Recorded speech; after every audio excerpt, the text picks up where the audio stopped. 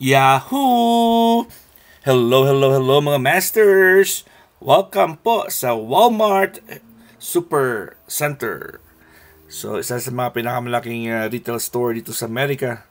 Santa Claus is coming to Texas. So, yung ating theme po ngayon ay Christmas.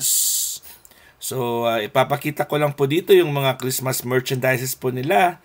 Starting from clothes, dresses, and mga gifts, and of course mga chocolates. Kung ano yung pwedeng kong makita dito na regarding Christmas lang po. So, ang ganda ng kanilang mga theme, The Grinch. Meron din silang Bambi, Rudolph, akala ko si Bambi, Rudolph pala. Rudolph the Red-Nosed Reindeer. Ayun, Christmas tree, Snoopy. So, glow in the dark po yan.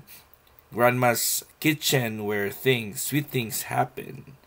So, tradition po dito, syempre naman, ang Christmas. Pero, unfortunately, merong mga taong ipinagbabawal yung mga ganito. Depende yan sa political status po ng isang country. So, depende sa naghahawak ng politics. Noon, alala ko, bawal ang mag-greet ng Merry Christmas or God bless you. May magagalit. So, dapat bless you lang. Happy holidays. Pero thank God at nabalik din ngayon at malaya na po tayong mag-greet. Kasi sa sobrang independent ng mga tao dito, pag nagbinati mo sila ng Merry Christmas or God bless you, ay na-offend sila pag hindi po sila believer.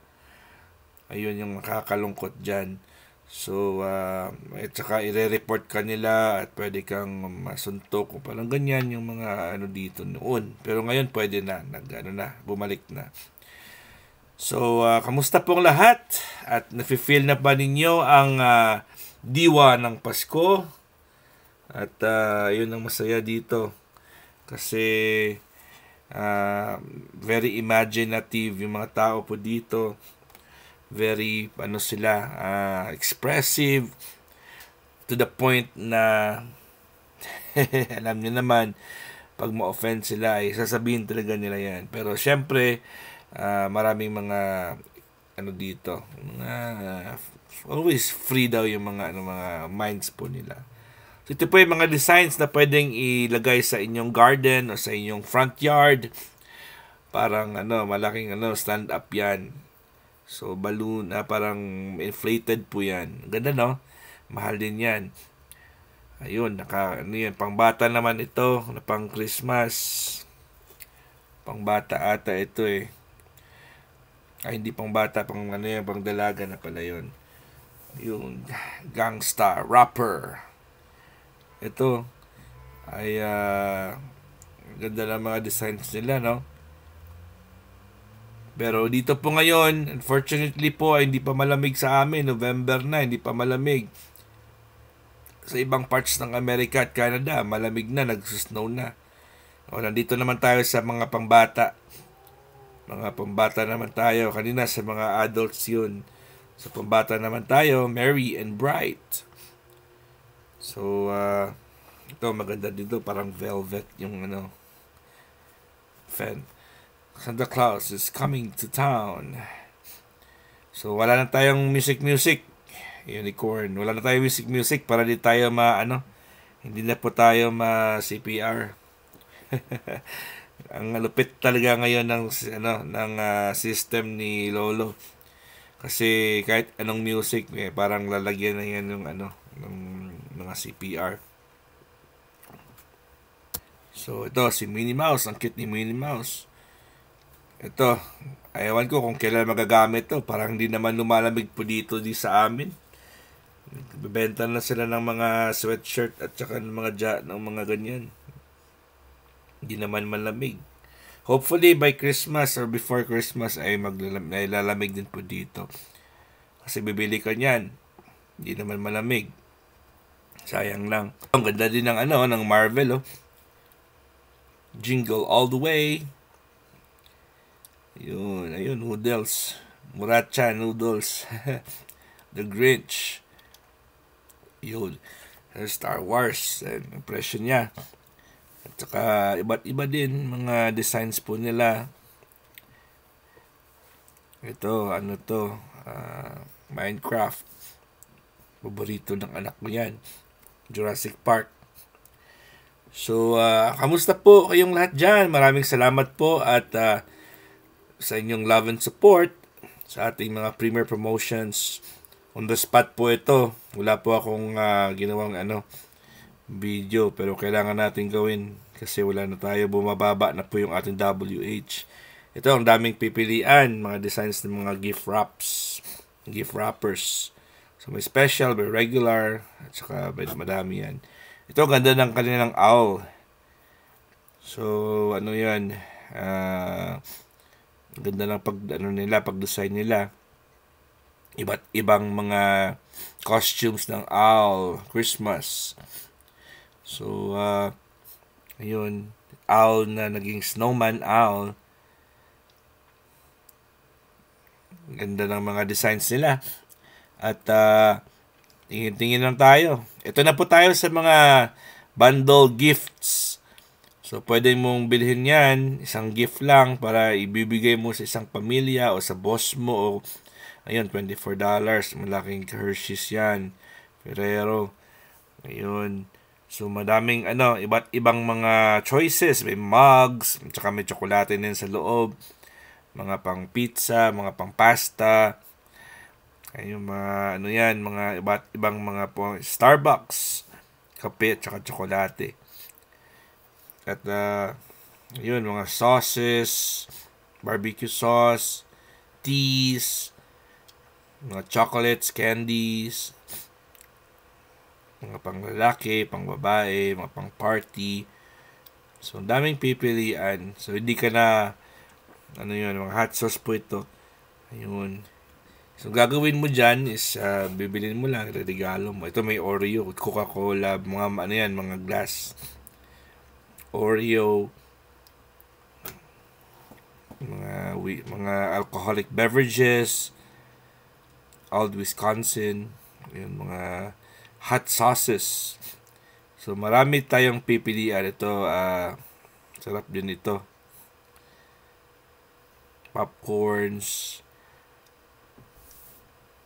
So, marami din tayong choices kung sino ito. Pasta, spaghetti, popcorn, Reese's, s'mores. So, ang dami tayong pipilian dito kung sino yung gusto mong bibigyan. At,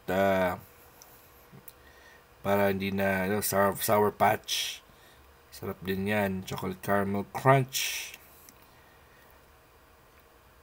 So, mga dito, usually sa mga party, yung pupunta ka sa isang bahay, nung ma-invite ka, or regalo mo yan sa iyong office worker or sa boss mo, yun yung para isang na lang, para isang bitbita na lang, ay hindi ka na bibili ng iba't iba, ito na lang kukunin mo. Which is sometimes economical din. Ito Barbie, regalo mo sa mga bata, sa inaanak. Hindi ko lang alam kung ano yung mga cultures po nila dito.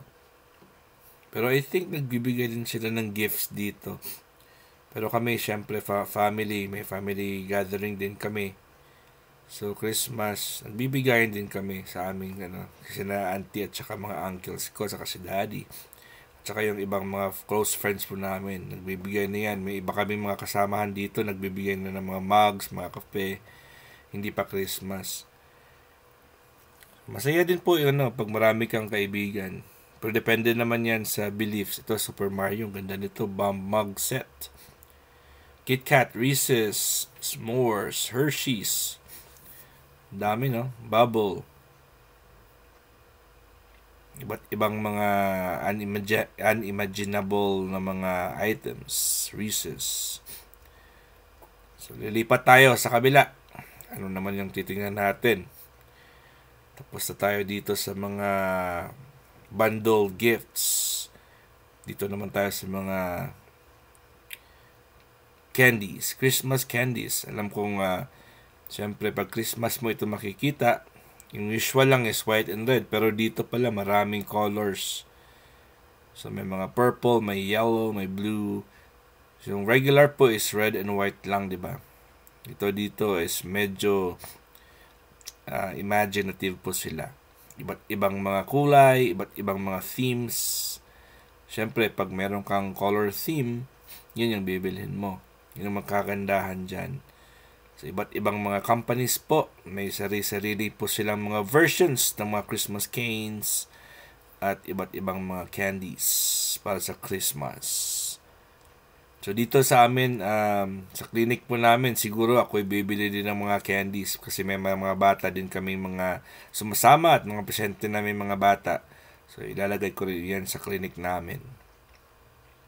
Lipat po tayo sa kabila. Ito naman yung mga Christmas bundles din na konti pero hindi siya ganun ka-focus sa Christmas.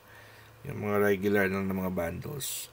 Dito naman tayo sa plush toys o sa mga stuffed toys, si Snoopy, si Santa Claus. Ang dami silang mga Hawaiian, and then mga teddy bears, mga stuffed toys. So ito ay area ng Christmas. Binihisan nila for Christmas. Top of the list things. Ito naman yung yung kanina yung pinakita ko kanina, yung mataas na pwedeng ilagay sa front yard. So, ang presyo niyan is ranging from $99 up. Itong kotse. Ito yung itsura niya. Ipapatayo mo yan. I-inflate mo. Ilagay mo sa harapan ng inyong front yard. So, hanggang dito lang po tayo mga masters. Till my next vlog. God is great. Yahoo!